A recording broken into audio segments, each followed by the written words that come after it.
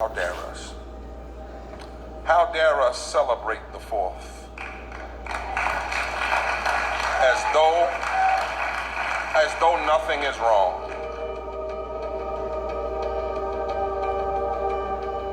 Frederick Douglass began with the recognition that the birthday of your national independence and of your political freedom, it was, as he said, not my independence, and that certainly he had had little political freedom of his own to celebrate. He asked the question, what to the slave is the 4th of July? The blessings in which you this day rejoice are not enjoyed in common. The rich inheritance of justice, liberty, prosperity, and independence bequeathed by your fathers is shared by you and not by me. This 4th of July is yours, not mine. You may rejoice, but I mourn. You boast of your love of liberty, your superior civilization, and your pure Christianity, while the whole political power of the nation is solemnly pledged to support and perpetrate the enslavement of 3 million of your countrymen. You glory in your refinement and your universal education, and yet you maintain a system as barbarous and dreadful as ever stained the character of a nation. What to the American slave is your 4th of July? I answer,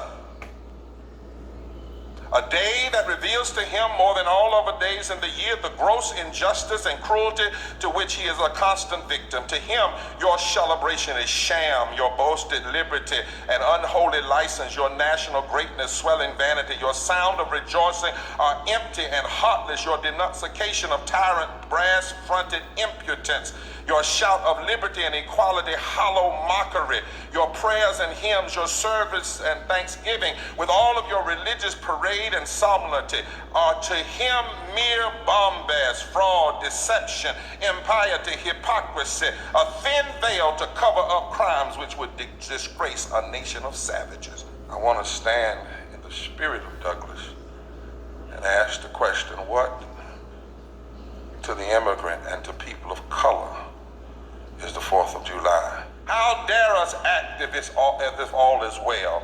How dare us engage in our normal routines? How dare us take a vacation from our legitimate critique? How dare us, with attacks on voting rights of people of color like we haven't seen since Jim Crow, with the Supreme Court legitimizing discrimination as long as it happens under the scheme of partisanism, with Latino children and women and men and families in cages with 140 million poor and low-wealth people in this country. How dare us think a parade can cover this over? How dare us think that pomp and circumstance can hide the injustices that are painfully penetrating the lives of people? So the truth is, we cannot celebrate this nation's liberty without an honest accounting of those who have not been free in this land.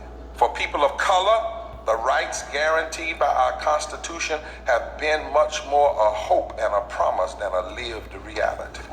If the promise of a more perfect union is a through line in our history, so too is the reality of white supremacy and the need to genocide some people, the need to enslave some people, and the need to exclude some people and immigrants. Anyone who wants to go back to the imagined greatness of the past better be careful how far you go back, because you just might be going back to the future.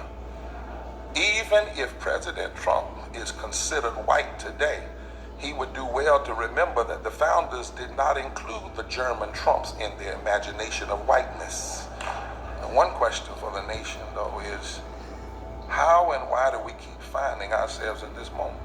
Our nation too often has attempted to cover up, parade up, celebrate up, rather than face up and repent and truly exorcise the demons of racism and hate from our nation's body politic. And oh yes, I say it plain, America never was America to me, and yet I swear this oath that America will be. We will make America be the place of one nation under God, indivisible, with liberty and justice for all. We will make freedom real. We will make independence real. We will make justice real. We will make love real. We will make the beloved community real. Not by hiding, but by telling the truth and standing up in our time and refusing to ever back up.